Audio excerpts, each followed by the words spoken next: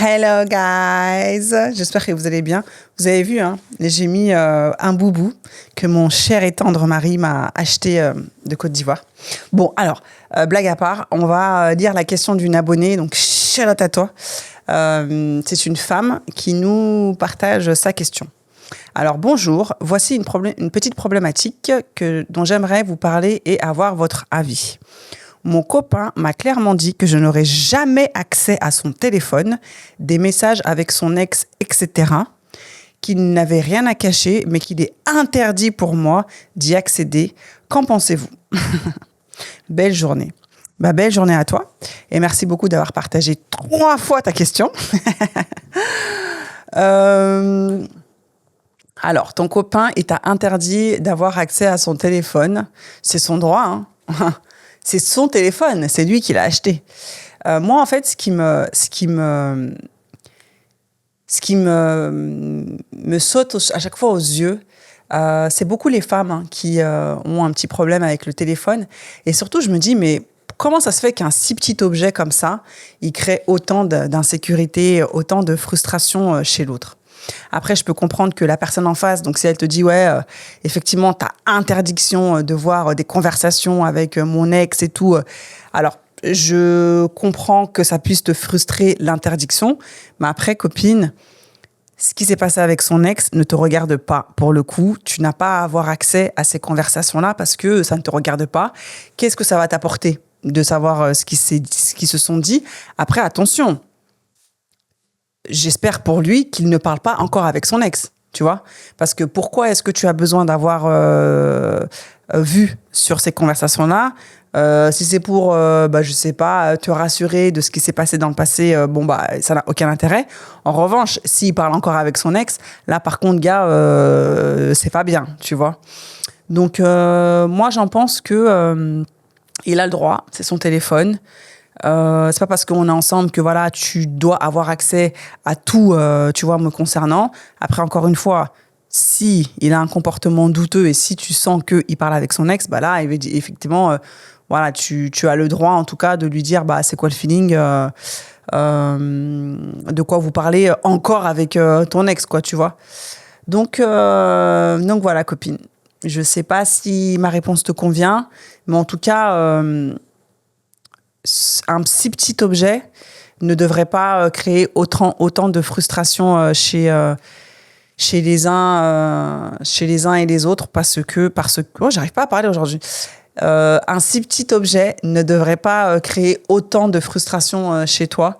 Donc voilà, sois tranquille, sois cool.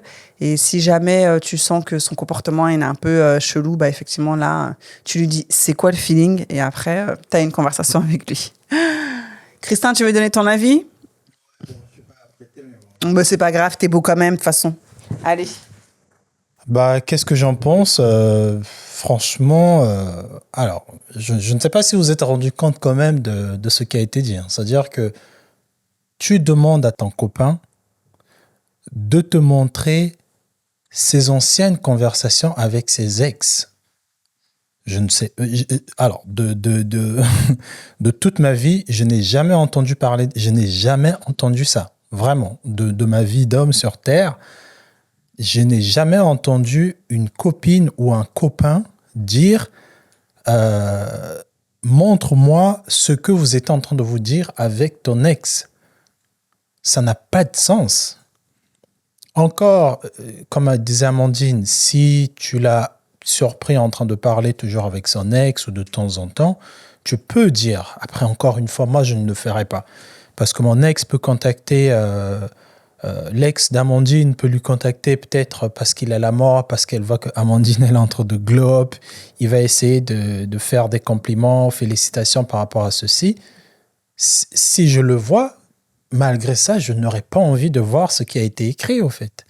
Et même, je le dis à Amandine, toi qui vois, si demain ça arrive, j'ai envie de te dire, j'ai même pas besoin de savoir. Il y a certaines choses quand même, pour le respect quand même de la personne, franchement, il y a des données que vous n'avez pas besoin de savoir. Si tu as des doutes, demande-le. Si tu vois qu'il ferme, ça veut dire que c'est une personne que tu ne peux pas faire confiance. Pars. Pourquoi vous avez tant de mal à partir quand les choses ne vous vont pas?